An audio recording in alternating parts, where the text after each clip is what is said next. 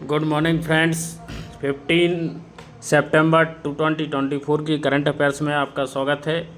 हाल ही में विश्व रेपसीस दिवस कब मनाया गया है? ऑप्शन है 11 सितंबर, 13 सितंबर, 12 सितंबर, इनमें से कोई नहीं। तो इसका सही आंसर होगा 13 सितंबर, 13 सितंबर। रेपसीस के बारे में जागरूकता बढ़ाने के उद्देश्य से हर साल 13 सितंबर को विश्व रेपसीस दिवस मनाया जाता है। नेक्स्ट क्वेश्चन देखेंगे यहाँ पे। द वर्ल्ड रेपसीस डे का ये लोगो है। सितंबर 2024 के इम्पोर्टेंट डे के बारे में हम पहले भी डिस्कस कर चुके हैं, एक बार फटाफट रिवाइज करते हैं इन चीज़ों को। 1 सितंबर को इंडियन पोस्ट पेमेंट बैंक का 7वां स्थापना दिवस मनाया गया। 2 सितंबर को विश्व नारियल दिवस। 3 सितंबर को गगनचुंबी इमारत दिवस। 5 सितंबर को अंतर्राष्ट्रीय चैरिटी दिवस। 6 सितंबर को अंतर्राष्ट्रीय वाचन दिवस। 7 सितंबर को अंतर्राष्ट्रीय गिद्ध जागरूकता दिवस और अंतर्राष्ट्रीय पुलिस सहयोग दिवस और विश्व भौतिक चिकित्सा दिवस।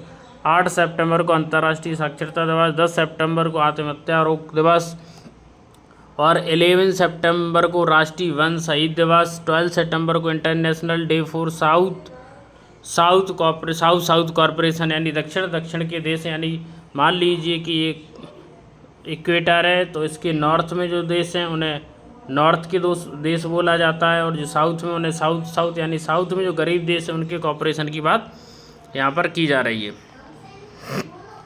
हाल ही में एशियाई क्रिकेट परिषद महिला अंडर-19 एशिया कप का शुभारंभ कहाँ किया गया? श्रीलंका में, सिंगापुर में, मलेशिया में, इनमें से कोई नहीं।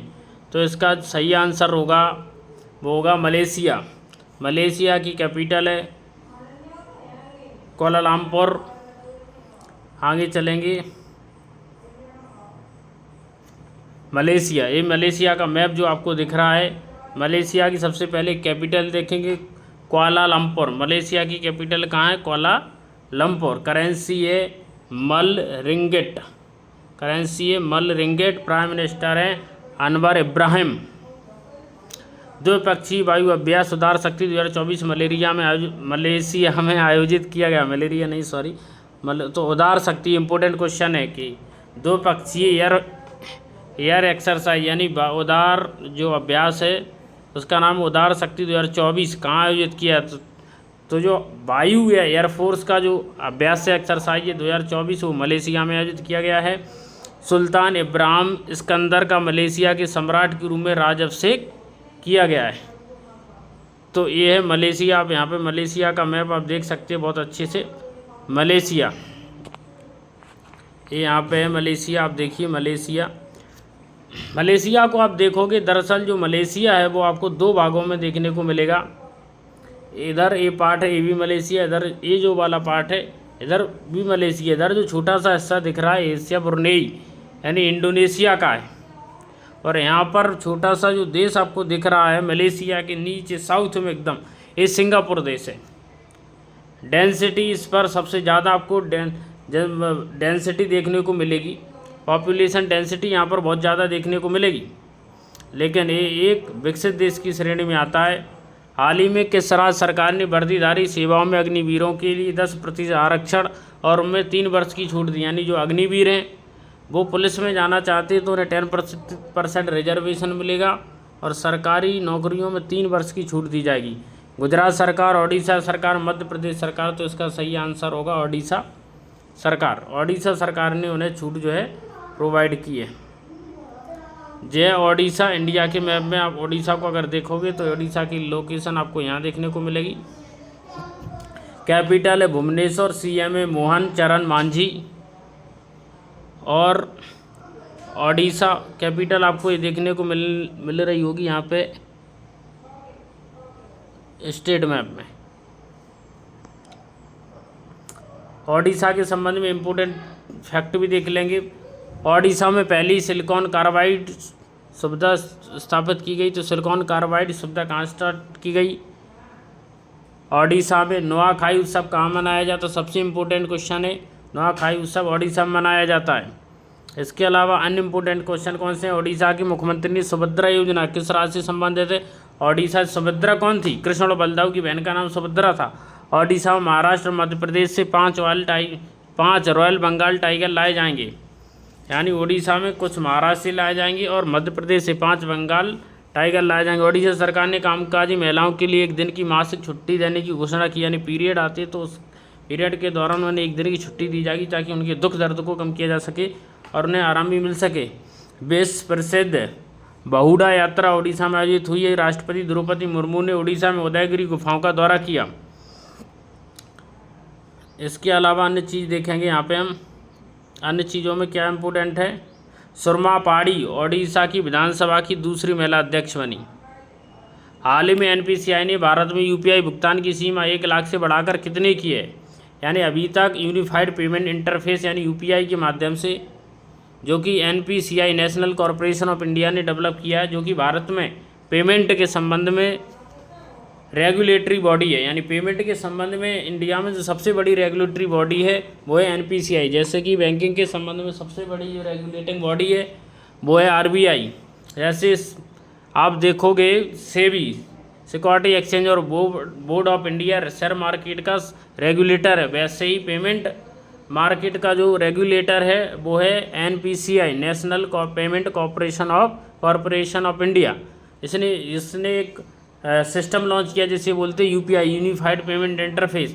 इसकी सीमा यानी एक बार में आप 1 लाख रुपए जो भुगतान कर सकते थे उसकी सीमा बढ़ा के अब 5 लाख कर दी गई। तो एनपीआई के द्वारा भारत में यूपीआई भुगतान की सीमा जो कि 1 लाख रुपए थी उसे बढ़ा करके कितना कर दिया गया, 5 लाख रुपए कर दिया गया। अब यहाँ पे कुछ इंपोर्टेंट जानकारी ग्रहण करेंगे। National payment corporation of India 15 सितंबर से एकीकृत भुगतान व्यवस्था यूपीआई की भुगतान सीमा 1 लाख से बढ़ाकर 5 लाख कर रही है। उपभोक्ता 5 लाख रुपए तक के कुछ श्रेणी के भुगतान यूपीआई के माध्यम से कर सकते हैं। यानी यूपीआई के द्वारा 5 लाख तक रुपए ट्रांसफ़र कर सकते हैं।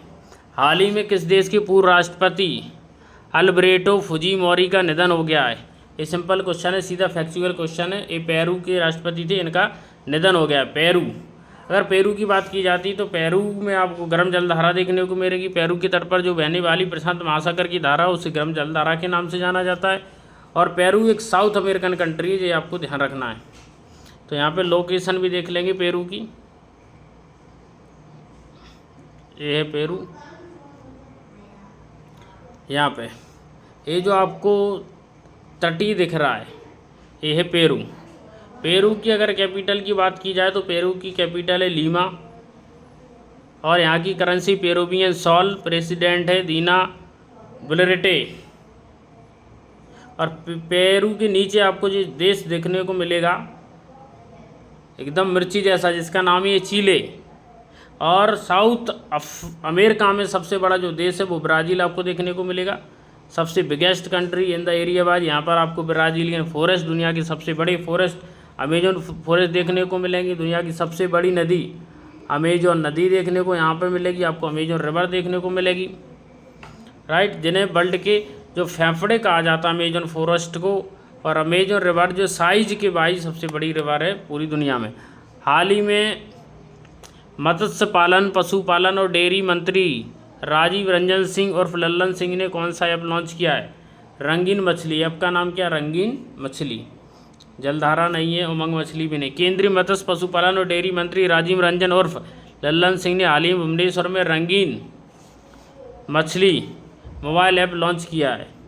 यह ऐप 8 भाषाओं में उपलब्ध है। लोकप्रिय सजावटी मछलियों की प्रजाति की जानकारी देता है, यानी जो एक्वेरियम में रखने वाली मछलियाँ जिससे कि बड़े पैमाने पर सजावट की जाती है और सुंदरता के लिए घरों में रखा जाता है, उनके संबंध में मोबाइल ऐप है। हाल ही में अखिल भारतीय राजभाषा सम्मेलन 2024 का आयोजन कहाँ किया गया? भोपाल, लखनऊ, नई दिल्ली। तो इसका जो सही आंसर होगा न्यू दिल्ली। कौन सा सम्मेलन है? अखिल भारतीय राजभाषा सम्मेलन। आपको पता है कि राजभाषा, भारत की जो राजभाषा है वो हिंदी है और लिपि जो है वो देवनागरी है।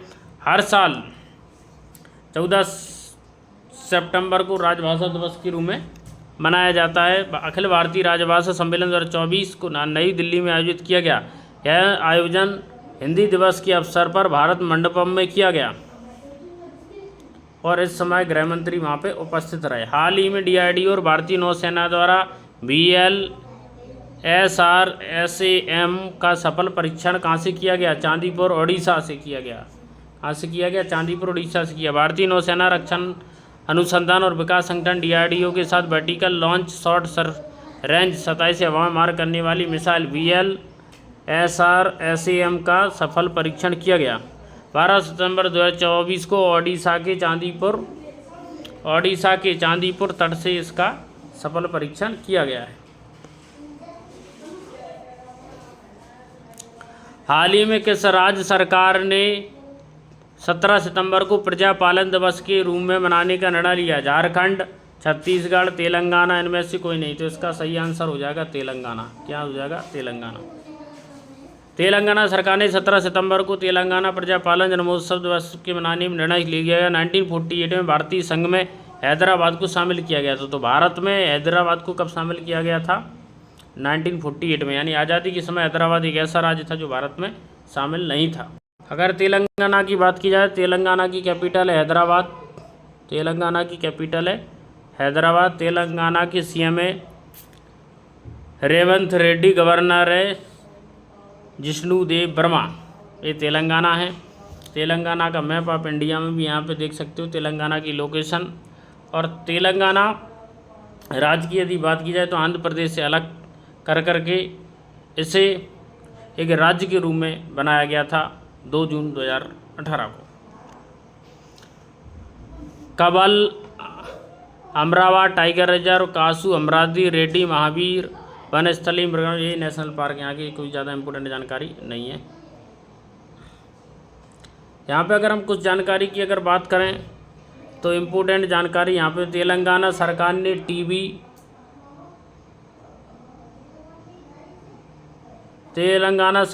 टीबी एवं नगर पालिकाओं को हासिल करने के लिए प्रोजेक्ट लॉन्च किया है। तेलंगाना के मुख्यमंत्री राजीव सिविल्स अभ्यस्त योजना शुरू की है।